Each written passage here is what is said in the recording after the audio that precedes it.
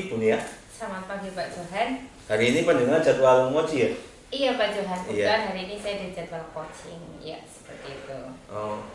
Jadi nanti proses coaching apakah panjenengan sudah menyiapkan rubriknya? Iya. Penilaiannya? Kebetulan saya sudah menyiapkan beberapa rubrik untuk proses coaching nanti Pak. Oh iya. Terus dalam proses coaching nanti kompetensi apa yang akan Anda kembangkan? Ya, saya ingin mengembangkan kehadiran penuh, kemudian mendengarkan aktif dan memberikan pertanyaan bobot kepada coaching seperti itu Pak. Oh iya, jadi nanti menyeluruh ya kompetensinya, Iya, menyeluruh. Dari 3 kompetensi itu apa yang akan jadi target peningkatan yang utama untuk jenengan nanti? Iya, jadi target utama saya nanti tentang yang mendengarkan aktif Pak. Jadi kalau harapan saya ketika saya dapat mendengarkan aktif permasalahan coaching, harapannya saya dapat menggali, memicu coaching untuk mengeluarkan potensi dan ide-ide kreatifnya untuk menyelesaikan masalah yang dihadapi gitu Pak Johan. Oh jadi nanti indikator ketercapaiannya dari proses coachingnya nanti Iya. bagaimana yang Anda harapkan dari Iya. coachingnya? Yang saya harapkan nanti coaching mampu menemukan ide-ide baru untuk mengatasi permasalahan yang dihadapi seperti itu Pak. Jadi sudah coaching harapannya nanti setelah melakukan coaching sudah tidak bingung lagi dengan permasalahannya, menemukan solusinya dan ide baru yang dapat diterapkan untuk mengatasi masalahnya seperti itu Pak Johan. Oh iya baik. Jadi secara garis besar saya sudah bisa memahami nanti proses coaching yang akan Anda laksanakan. Jadi silakan dilaksanakan dengan baik. Semoga nanti menghasilkan hasil yang baik juga untuk coaching. Silakan. Siap Pak Johan. Terima kasih Pak Johan. Ya, selamat pagi Bu Nia. Ya, selamat pagi Pak Apri. Bagaimana kabarnya hari ini? Alhamdulillah baik. Iya. Mohon maaf Bu, Iya. di sini mau minta waktu sebentar Iya. karena saya ingin bercerita. Saya punya masalah di kelas. Iya. Lalu kami di kelas memang ada permasalahan. Kalau boleh tahu permasalahannya tentang apa Pak Apri? Jadi gini Bu, di kelas kami Iya. yang ada 17 siswa, tapi itu masih dominasinya siswa yang masih kekurangan di calistung. Jadi memang baik berhitungnya maupun membacanya masih rendah tarafnya. Ya apalagi kan kita tahu lah, kemarin kan ada namanya COVID, sehingga selama itu mereka sekolah pun di rumah. Dan dari orang tua pun adanya kurang, kalau bilang kurang open ya. Jadi sehingga ya itu sudah kurang open dan juga pemahaman itu masih kurang. Oh jadi permasalahannya itu perkembangan calistung di anak-anak di kelasnya Pak Apri itu masih sangat rendah terkait dengan pandemi dan kurangnya perhatian dari orang tua terkait perkembangan calistung anak. Baik, kaitannya dengan obrolan kita hari ini Pak Apri, harapan Pak Apri untuk obrolan kita hari ini apa Pak Apri? Ya saya bisa menemukan solusi ya dari permasalahan siswa itu yang ada tentang kekurangan tentang calistung, dan kedepannya ya akan ada pemahaman lebih baik seperti itu. Oh baik, kira-kira terkait dengan permasalahan calistung di kelas Bapak, kesempatan apa yang Pak Apri miliki untuk mengatasi masalah itu? Ya kayak calistung itu memang saya sudah berusaha ya dalam pembelajaran mungkin menurunkan grade. Apalagi sekarang inilah kurikulum merdeka kan kita ada di fasenya fase B, kelas 5 kelas 4. Ya memang kelemahannya di kelas 3 kan mereka belum pernah kumer karena masih menggunakan kutilas. Sekarang sudah menggunakannya kumer, sehingga ada fase yang hilang. Nah, saya memang berusaha tetap dengan materi yang ada, tetapi agak menurunkan grade-nya. Oh iya, kalau dilihat jadi salah satu yang sudah Pak Apri lakukan adalah menurunkan grade itu sendiri. Betul. Baik, terkait dengan permasalahan perkembangan calistung anak di kelas Bapak. Kalau di skala 1 sampai 10 itu posisi anak sedang berada di posisi berapa? Sekarang mungkin masih 5. 5. Iya, jadi di posisi 5 terkait dengan kemarin efek dari pandemi dan kurang opennya dari orang tua. Lalu kekuatan apa yang dimiliki Pak Apri kira-kira untuk mengatasi masalah tersebut, masalah calistung anak? Ya, saya berusaha menggunakan metode pembelajaran yang memang kontekstual. Jadi memang yang ada di sekeliling sekolahan saja, kan lebih mengena ke siswa.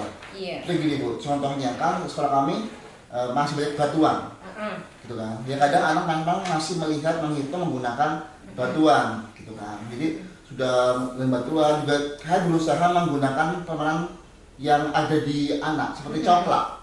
Kan juga ada menghitung setiap apa namanya lubangnya kan ada hitung berulang, itu juga saya kira bisa menambahkan pemahaman siswa tentang calistung. Kalau yang membacanya ya saya berusaha ada namanya yang pagi ceria itu kan, pagi menggunakan literasi membaca teks seperti itu.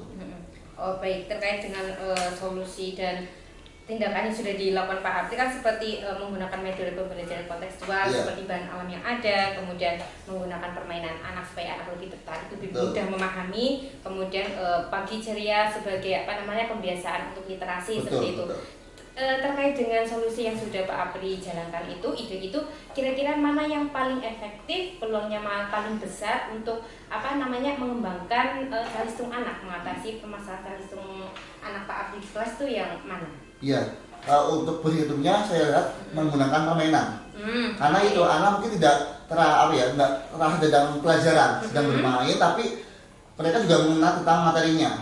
Kalau membacanya itu menggunakan yang pagi ceria, berapa menit juga mereka membaca naskah, tapi memang saya minta jangan yang memang pelajaran, tapi kayak komik, cerita yang lebih mudah lah, lebih ringan seperti itu. Iya, jadi terkait dengan solusi yang sudah dilakukan Pak Apri itu intinya itu untuk membangun calistung anak itu harus bahagia dulu, supaya nanti menerima materinya dengan mudah.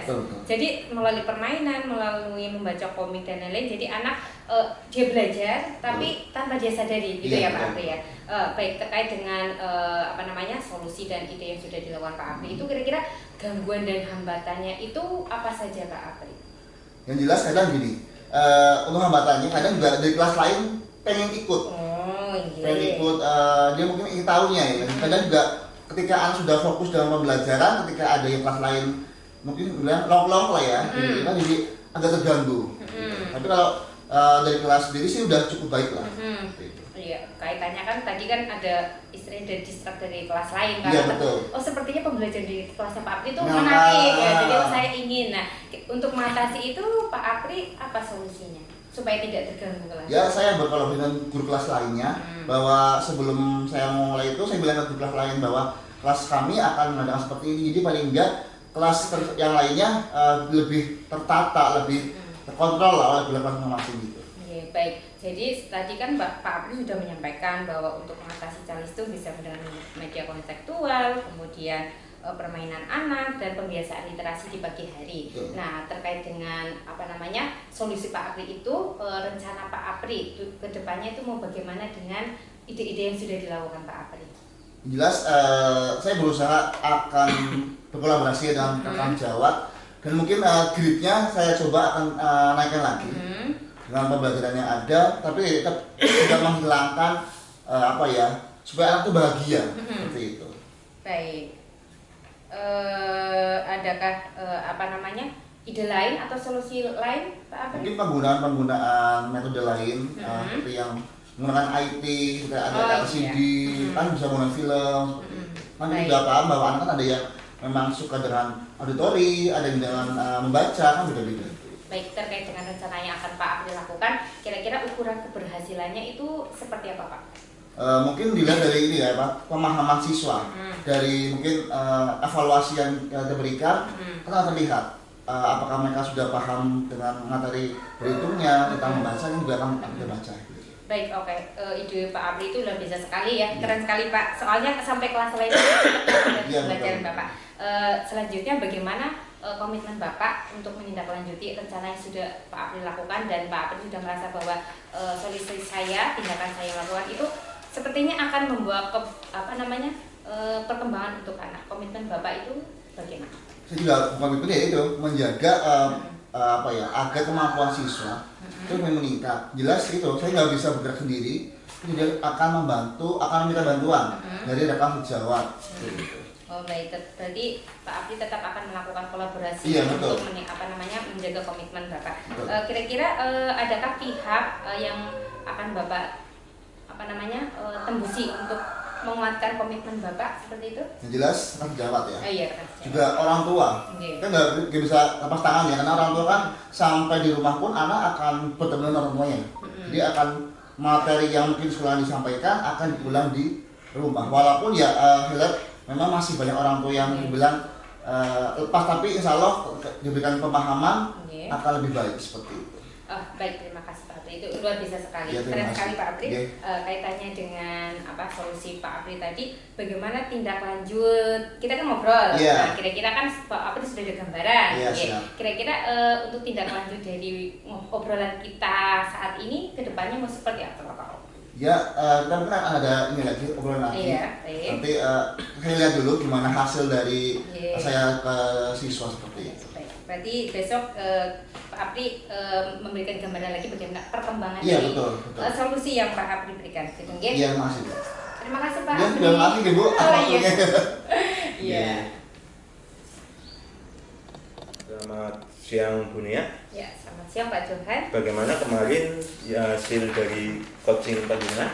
Ya, alhamdulillah proses coaching kemarin dengan Pak Apri. Pak Apri kemarin ngobrol, kita ngobrol terkait dengan permasalahannya Pak Apri tentang perkembangan calistung beliau di kelas. Jadi alhamdulillah Pak Apri sudah punya gambaran, dan sebenarnya Pak Apri sudah mempunyai rencana, sudah melakukan tindakan, hanya perlu dikuatkan seperti itu Pak Johan. Alhamdulillah Pak Apri semakin mantap dan semakin konsisten akan melakukan rencana itu, karena menurut Pak Apri itu sudah terlihat ada progresnya seperti itu Pak.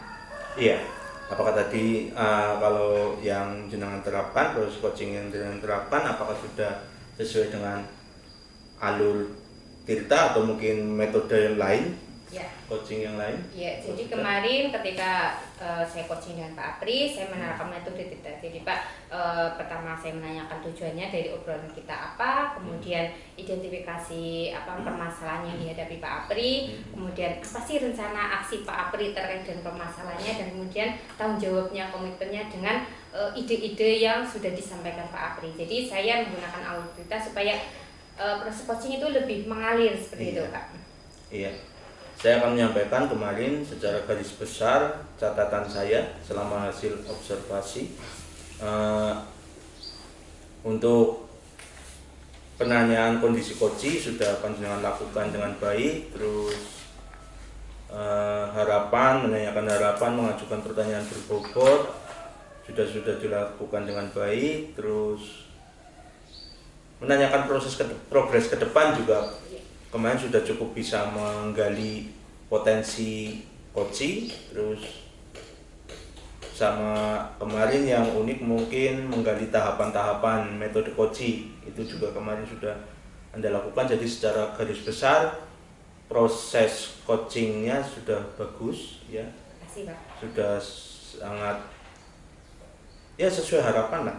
Nah, lalu untuk kedepannya kompetensi apa yang ingin panjenengan kembangkan selain mendengarkan secara aktif ya? Baik, kalau untuk kedepannya saya ingin menggali dan kemampuan saya untuk memberikan pertanyaan berbobot Pak. Soalnya menurut saya itu susah. Iya. Harus kreatif, kemudian harus banyak referensi, dan kita harus lebih jeli untuk memahami permasalahan psikosi seperti itu Pak. Jadi itu yang ingin saya gali ke depannya. Iya.